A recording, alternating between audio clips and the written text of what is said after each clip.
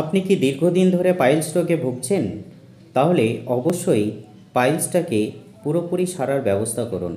কেননা পাইলস যদি আপনি দীর্ঘদিন ধরে ধরে রাখেন, তাহলে সেই পাইলস আপনাকে একদিন ভয়াবহ অসুখে ফেলতে পারে।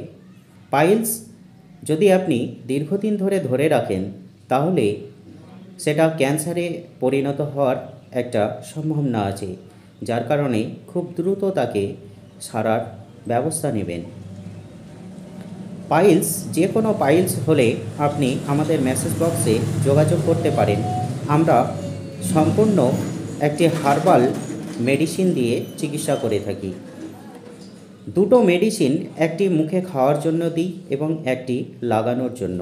আপনি এই মেডিসিনটা ব্যবহার করলে 7 দিনের মধ্যে আপনি রিলিফ পেয়ে যাবেন। আপনার আরাম পড়ে যাবে, ব্যথা, জ্বালা, যন্ত্রণা এবং ব্লিডিং সব কিছু বন্ধ হয়ে যাবে।